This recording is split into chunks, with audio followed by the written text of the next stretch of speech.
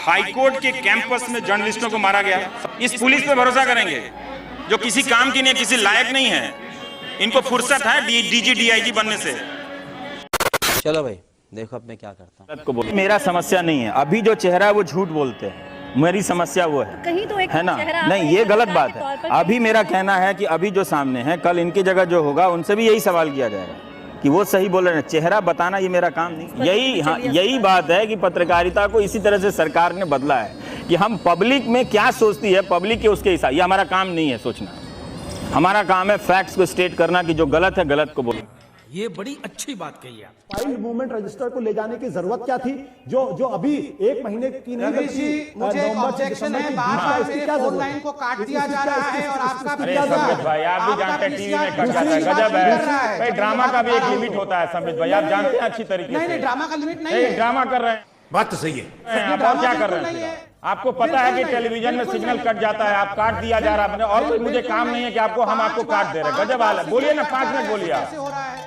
आप जानते हैं अच्छी तरह से, हमको और कोई काम नहीं है क्या? सवाल पूछा जाता है और हर बार आप जवाब दीजिए। आपका कट गया तो आप लगाइए ना साहब, आपके पास जवाब नहीं है क्या?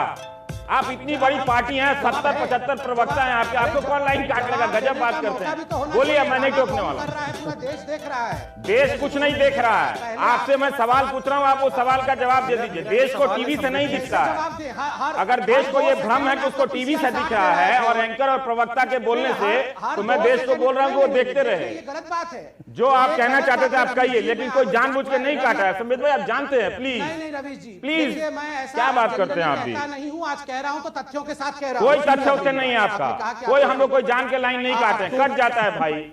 चलिए अब मैं बोल सकता हूँ? हाँ बोलिए।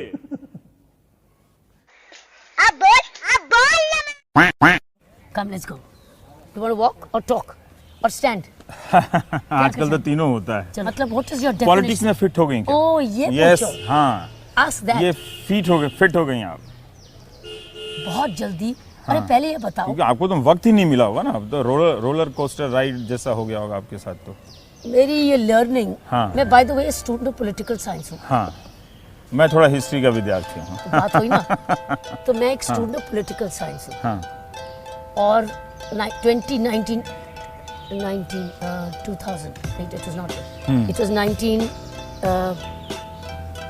so I'm a student of political science। और अबे जल्दी बोल, कल सुबह पनवेल निकल। राजदीप को और बहुत सारे लोगों को भी ऐसा लगता है कि मीडिया के बंटने के लिए दोनों पक्ष जिम्मेदार हैं। कोई बिल्कुल गलत बात है, इसमें कोई संतुलन नहीं है।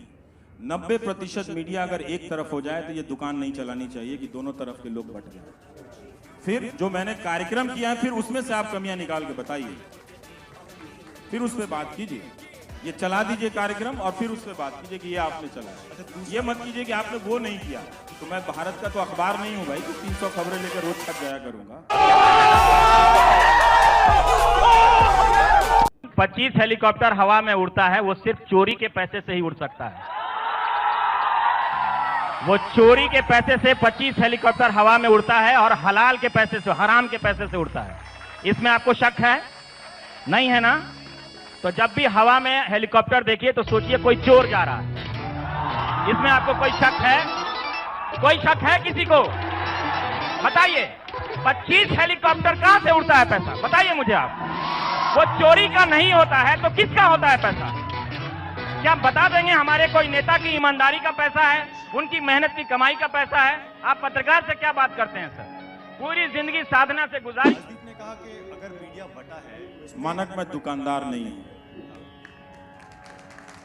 आप जिनका नाम लेकर आए हैं वो मैं बैलेंसवादी नहीं हूं।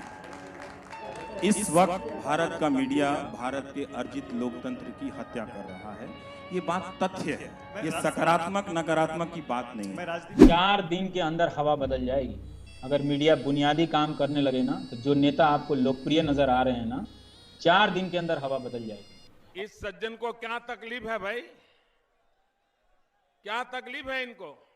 मीडिया तो समाप्त हो गया है, चमचे बचे हैं सिर्फ जो रोज रात को एंकरिंग करते हैं। पहले जो चमचे होते थे वो छुप के काम करते थे, अब होते हैं टाई कोट पहन के 9 बजे आ जाते हैं उनका एजेंडा लेके और वही करते हैं। कुछ खूबियाँ होती हैं, तो फिर आपको अर्नब गोस्वामी जी में क्या खूबियाँ नज़र आती है या फिर क्या? देखिए, मैं कोई बॉर्नवीटा कॉम्प्लेक्स में नहीं आया हूँ, ठीक है, कंपटीशन में नहीं आया हूँ कि उनकी खूबियाँ बताऊँगा, ठीक है, ये इसको रहने दीजिए, उनमें जब खूबियाँ नज़र आ जाएंगी तो वो भी बता देंगे आप। I am sorry, बाबू। देश भर से इतने सारे शुभचिंतक, पाठकों और दर्शकों ने लिखा है कि आप अकेला बोलना छोड़ दो, आपकी भी ये हाल कर देंगे, आप गृह मंत्री से लिख दो, आप प्रधानमंत्री से लिखो कि सुरक्षा दें।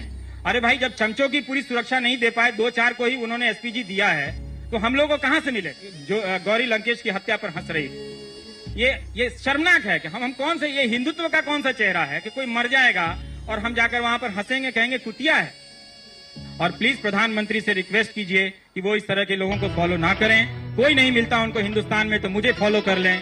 मैं उन्हें आश्वासन देता हूं कि बहुत आदर से आलोचना करूंगा, उनको लगेगा नहीं कि वो एक ऐसे हिंदुस्तान में है जहां उनकी कोई कदर नहीं करता है।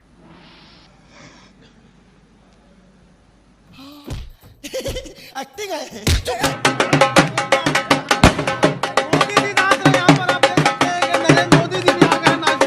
कलबुर्गी का भी इन्होंने कुछ नहीं पता लगाया सिद्धारमैया ने। उसके पहले उसी इलाके में एक डीएसपी की मौत हुई। कल ही सुप्रीम कोर्ट ने कहा कि इसको सीबीआई से जांच कराओ, कल ही कहा है। तो जब ये पुलिस अपने ऑफिसर के मर्डर का या सुसाइड की जांच नहीं कर सकती है तो ये दूसरों को क्या करे?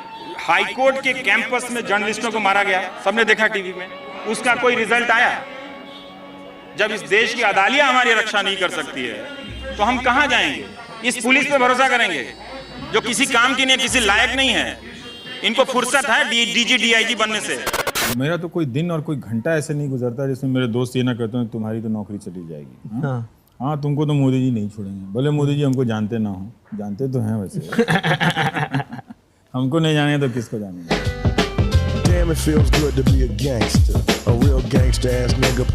युवा राजनीतिक दलों के पीछे एक सरकारी नौकरी के लिए वर्षों दौड़ते रहते हैं। अगर वे पान की दुकान खोल लेते तो बैंक में 5 लाख रुपए होते। यही बात वो अपने मैनिफेस्टो में कह देते। प्रधानमंत्री ने पकौड़ा तलने को रोजगार ही कहा, मगर पान बेचने के साथ 5 लाख का हिसाब भारत की राजनीति में सबसे पहले विप्लव बाबू ने दिया। उन्होंने यह भी कहा कि 50 रुपए लीटर दूध है। कोई ग्रेजुएट एक गाय पाल ले जो नौकरी के लिए 10 साल से घूम रहा है, तो 10 साल गाय अगर पाल ले तो उसके बैंक में 10 लाख का बैलेंस हो गया। अब ये देखिए 15 लाख का हिसाब आ गया ना आपके खाते में। एक पान की दुकान और एक गाय, तो आगे 15 लाख। ये है इनकी नौकरी का plan. I accept the Ramon Magsaysay Award. I accept it on behalf of all those readers and viewers who continue to live in areas of knowledge inequality, but have a thirst for good and truthful information and knowledge. Not all battles are fought for victory. Some are fought for simply to tell the world that someone was there on the battlefield.